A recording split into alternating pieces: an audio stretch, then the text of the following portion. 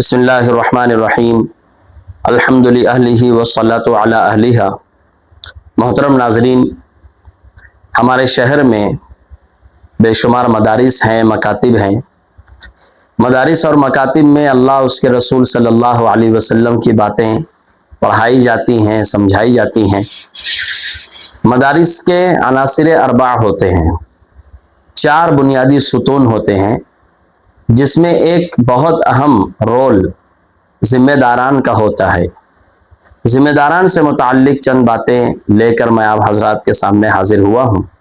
مجھے امید ہے کہ مدارس اور مکاتب کے ذمہ داران ہماری ان گزارشوں پر توجہ دیں گے۔ سب سے پہلی بات تو یہ ہے کہ اگر ہمیں کسی مدرسے یا مکتب کا ذمہ دار بنایا گیا ہے تو ہم اس پر اللہ کا شکر ادا کریں۔ یہ کوئی عہدہ یا منصب نہیں ہے، بلکہ یہ ایک ایسی ذمہ داری ہے جس کے بارے میں ہمیں اللہ تبارک و تعالیٰ کے یہاں جواب دینا ہوگا۔ یہ ایک ذمہ داری ہے، یہ کوئی منصب، کوئی عہدہ اور اس کے ذریعے سے دنیا طلبی کی کوئی چیز نہیں ہونی چاہیے، بلکہ اس پر تو اللہ کا شکر ادا کرنا چاہیے کہ کہاں میں، کہاں یہ نکہتے گل، نسیم صبح تیری مہربانی۔ اللہ تبارک و تعالیٰ کا اس پر شکر ادا کرے۔ نمبر 2، تعلیم و تربیت کے اصول ہمیں اپنے مدرسے میں بنانے چاہیے کہ ہمارے مدرسے میں تعلیم کس معیار کی ہو، تربیت کس معیار کی ہو۔ تعلیم کے لیے ہم کیا کوشش کریں، تربیت کے لیے ہم کیا کوشش کریں، اس کا اصول ہمیں ضرور بنانا چاہیے۔ اگر ہمیں ان چیزوں میں کوئی دشواری پیش آ رہی ہو تو ہم اپنے سے بڑے لوگوں سے، دوسرے مدرسے کے ذمہ داران سے، یا اگر ہم عالم حافظ نہیں ہیں تو علماء سے یا حفاظ سے ہمیں رہنمائی حاصل کرنی چاہیے۔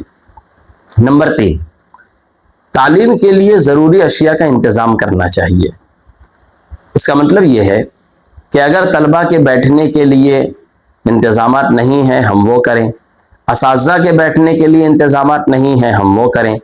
ہماری عمارت میں اگر کوئی چیز کم ہے، مثلا عمارت بن گئی ہے، کھڑکی دروازے نہیں ہیں، ٹھنڈی میں طلبہ کے لیے تکلیف ہوتی ہے، ہم اس کا انتظام کریں۔ قرآن پاک کا، کتابوں کا، اساتذہ کے لیے بلیک بورڈ کا، جو چیزیں تعلیمی اعتبار سے، تربیتی اعتبار سے ضروری ہیں، ہم ان چیزوں کا انتظام کر کے اساتذہ کو دیں۔ اگر ہم انتظامات کو مکمل کریں گے تو اساتذہ کے لیے پڑھانا آسان ہوگا اور طلبہ کے لیے پڑھنا آسان ہوگا، اور یہ ہماری ذمہ داری ہے۔ اگر ہم کسی مدرسے کے ذمہ دار ہیں تو اس کا مطلب ہی یہی ہے کہ تمام امور کو انجام دینا ہماری ذمہ داری ہے۔ نمبر 4، اپنے مدرسے میں، اپنے مکتب میں ایسے اساتذہ کا تقرر کریں جو اساتذہ صالحیت اور صلاحیت کے جامع ہوں۔ صالحیت ہوگی تو انسان تربیت بھی کرے گا، استاذ تربیت بھی کرے گا۔ صلاحیت ہوگی تو بچوں کو اچھی طریقے سے پڑھائے گا۔ صالحیت اور صالحیت کے جامع اساتذہ کی ایک فہرست ہمارے اکابرین میں رہی ہے۔ اس لیے جب ہم تقرر کے لیے کسی استاذ کو بلائیں، کسی عالم کو، کسی حافظ کو اپنے یہاں بلائیں تو ان دونوں چیزوں کا بطور خاص خیال رکھیں کہ اس کے اندر صالحیت بھی ہو اور اس کے اندر صلاحیت بھی ہو۔ نمبر 5، ہمارے مدرسے میں، مکتب میں جو کچھ بھی پڑھایا جا رہا ہے، کتابیں پڑھائی جا رہی ہیں، قرآن پاک پڑھایا جا رہا ہے، دینیات پڑھائی جا رہی ہیں، تو کون سا استاذ کیا پڑھائے، یہ تقسیم بہت زیادہ سمجھداری کے ساتھ کرنے کی ضرورت ہے۔ کتابوں کی تقسیم حد درجہ سمجھداری کے ساتھ کرنے کی ضرورت ہے۔ اس میں ہم رشتہ داری نہ دیکھیں، اس میں ہم کسی اور چیز کو سامنے نہ لائیں، بلکہ ہم یہ دیکھیں کہ کون سا استاذ کون سی کتاب پڑھا سکتا ہے۔ اور میں بار بار یہ بات اس لیے کہہ رہا ہوں کہ اگر کوئی استاذ حفظ کلاس نہیں پڑھا سکتا اور ہم نے اسے حفظ کلاس دے دی اور ہم نے اسے کہہ دیا کہ آپ کو یہی پڑھانا ہے، تو آپ یقین جانیے کہ جتنے بھی طلبہ اس استاذ کے پاس رہیں گے ان تمام طلبہ کا نقصان ہوگا، اور اس نقصان کی ذمہ داری ہمارے اوپر آئے گی، کیونکہ ہم نے انہیں مجبور کیا ہے۔ اگر ہمیں ان چیزوں کی جانکاری نہیں ہے تو ہم ان لوگوں سے معلومات حاصل کریں جنہیں اس بات کی جانکاری ہے۔ اگر ہم عالم حافظ نہیں ہیں اور کتابوں کی تقسیم میں ہمیں دشواری پیش آ رہی ہے تو اپنے مدرسے میں جو قابل اساتذہ ہوں ہم ان کے رائے مشورے سے یہ چیز کریں، تاکہ ایسا نہ ہو کہ جس انسان کو کسی چیز کی مہارت نہیں ہے ہم اسے وہ کتاب پڑھانے کے لیے دے رہے ہیں جو وہ نہیں پڑھا سکتا۔ نمبر 6، ہمارے مدرسے میں مکتب میں جو اساتذہ کام کر رہے ہیں یہ انسان ہیں، ان کے ساتھ ضروریات ہیں، انہوں نے اپنا پورا وقت مدرسے کو دیا ہے تو ان کی تنخواہ بھی معیاری ہو۔ تنخواہیں جتنی معیاری ہوں گی انسان پرسکون رہ کر پڑھا سکے گا۔ اگر تنخواہ ہم اتنی دے رہے ہیں کہ جس سے ان کی ضروریات پوری نہیں ہو رہی ہیں تو ظاہر سی بات ہے کہ انسان اپنی ضرورتوں کو پورا کرنے کے لیے سائیڈ بزنس کرے گا، کچھ اور کاروبار کے لیے سوچے گا، اور جب کوئی اور کاروبار کرے گا، سائیڈ بزنس کرے گا تو اس کا ذہن منتشر ہوگا، اور منتشر ذہن کے ساتھ تدریس نہیں ہوتی۔ تدریس کی حقیقت کبھی بھی منتشر ذہن کے ساتھ وجود میں نہیں آتی۔ اس لیے جو استاذ ہمارے ادارے میں ہے ہم حتی الامکان کوشش کریں کہ ان کی تنخواہ معیاری ہو۔ میں یہ بالکل نہیں کہنا چاہتا ہوں کہ ہمارے مدارس کے مکاتب کے ذمہ داران اس پر توجہ نہیں دیتے، نہیں، میں صرف یہ کہنا چاہ رہا ہوں کہ جو نظام ہمارا چل رہا ہے وہ نظام نظر ثانی کا محتاج بھی ہو سکتا ہے، جو تنخواہوں کا معیار ہم چلا رہے ہیں وہ نظر ثانی کا محتاج بھی ہو سکتا ہے۔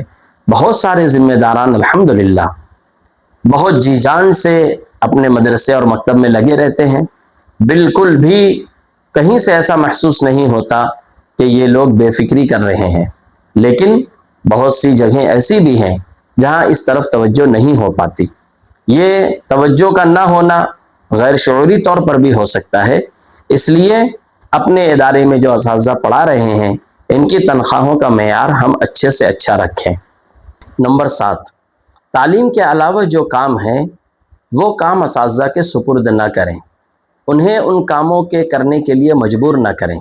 مثلا آپ اگر ہمارے ادارے میں پڑھا رہے ہیں تو آپ کی تنخواہ جتنی بھی ہو 50% تنخواہ کا انتظام آپ خود کریں، یہ چیز نہ ہو، اس لیے کہ استاذ تعلیم و تربیت کا ذمہ دار ہے، اور جو مدرسے کے ذمہ داران ہیں وہ انتظامی امور سے متعلق کاموں کے ذمہ دار ہیں، اور تنخواہ انتظامی امور سے متعلق ہے، اس لیے ہم کسی بھی استاذ کو اس بات پر مجبور نہ کریں۔ ہاں، کوئی استاذ از خود خوشی سے اگر یہ کام انجام دینا چاہتا ہو تو بالکل ہم ان سے یہ کام لے سکتے ہیں، لیکن یہ شرط لگا دینا کہ اگر ہمارے ادارے میں پڑھانا ہے تو 50% تنخواہ کا انتظام آپ خود کریں، یہ انتہائی نامناسب بات ہے۔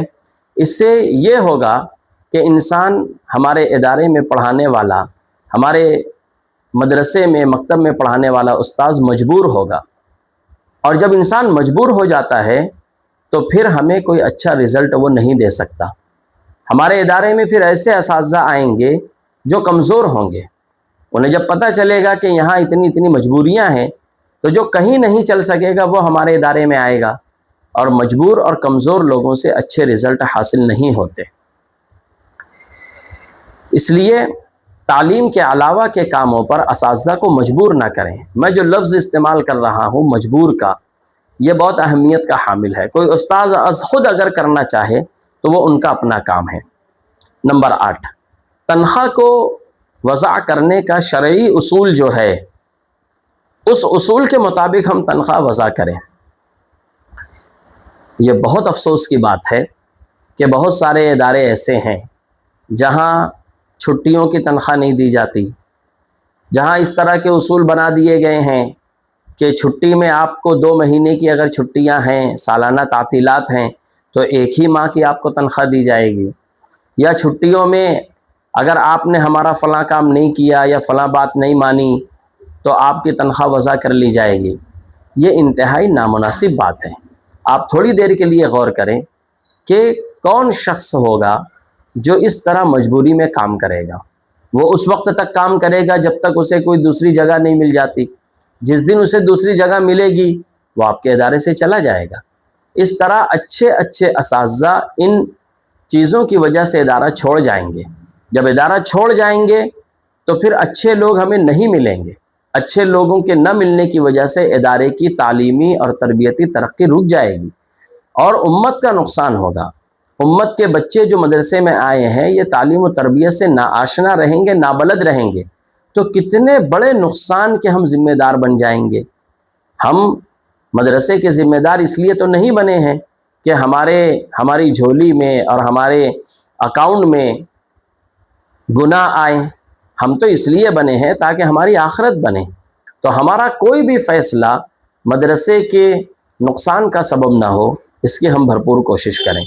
اگر تنخواہ وضع کرنا ہے اس کے لیے اصول بنائیں اور مفتیان کرام سے، علماء سے شرعی اس کا جو حل ہے، شرعی اس کا جو اصول ہے وہ معلوم کر کے تنخواہ وضع کرنے کا نظام بنائیں۔ نمبر 9، اساتذہ کو اپنا اور امت کا، ادارے کا خیرخواہ سمجھیں۔ میں یہ نہیں کہتا کہ سارے اساتذہ بہتر ہوتے ہیں، اور میں یہ بھی نہیں کہتا کہ سارے ذمہ داران برے ہوتے ہیں۔ انسان ہے، انسان کے ساتھ کمی کوتاہی لگی ہوئی ہے۔ اساتذہ بھی انسان ہیں، وہ اپنا وقت مدرسے کو دے رہے ہیں، اس کے بدلے میں ہم انہیں تنخواہ تو نہیں دے رہے ہیں، تنخواہ اس کا جو بدل ہے وہ تو اللہ تبارک و تعالیٰ ہی دیں گے، لیکن اساتذہ جو وقت ہمیں دے رہے ہیں یہ ہمارے خیر خواہ ہیں، امت کے خیر خواہ ہیں۔ اس لیے اگر کبھی کوئی غلطی ایسی ہو جائے جو نظر انداز کرنے کے قابل ہو، اسے نظر انداز کرتے ہوئے چلیں۔ افہام و تفہیم کے ساتھ اگر ہم اپنی ذمہ داری ادا کریں گے تو انشاءاللہ ہماری ماتحتی میں کام کرنے والے لوگ خوش ہوں گے، اور ہماری ماتحتی میں کام کرنے والے جب خوش ہوں گے، تعلیم و تربیت میں ترقی ہوگی، امت کا فائدہ ہوگا، اور ان ساری چیزوں کا ثواب ہمیں ملے گا۔ نمبر 10، اپنے ادارے میں اللہ والوں کو بلاتے رہیں۔ بعض مرتبہ انسان جب کام کرتا ہے تو ظاہری طور پر کام تو سب ٹھیک چل رہا ہوتا ہے، لیکن باطنی طور پر کچھ کمیاں کوتاہیاں ہوتی ہیں۔ اللہ کے نیک بندے جب ہمارے ادارے میں آئیں گے، طلبہ سے ملیں گے، اساتذہ سے ملیں گے، نظام دیکھیں گے، تو جو کمی کوتاہی وہ بتائیں گے، ہمیں بہت سی مرتبہ ایسا ہوگا کہ اس طرف ہماری توجہ نہیں گئی ہوگی۔ جب وہ بتائیں گے وہ ہماری ترقی کا سبب بنے گا، ان کی دعاؤں میں ہمارا حصہ لگے گا، ان کی توجہات میں ہمارا حصہ لگے گا۔ اس لیے اللہ والوں کو اپنے ادارے میں سال بھر میں 2-3 مرتبہ بلانا، ان کا اپنے ادارے میں قیام کروانا، یہ ادارے کی ترقی کا ضامن ہے۔ اور آخری چیز کہ جو کچھ بھی خدمت ہو رہی ہے اس خدمت کی قبولیت کے لیے دعا کرتے رہیں۔ ہم ادارہ چلا رہے ہیں، یہ اللہ کا فضل و کرم ہے۔ اللہ بے نیاز ہیں، اللہ کا دین بھی بے نیاز ہے۔ ہم نہیں تو اللہ تعالیٰ کسی اور سے اپنے دین کا کام لیں گے۔ اللہ ہم سے کام لے رہا ہے تو ہم اس پر اللہ کا شکر ادا کریں اور دعاؤں کا خاص طور سے اہتمام کریں کہ اللہ تبارک و تعالیٰ ہماری خدمات کو قبول فرمائے۔ بہت بہت شکریہ۔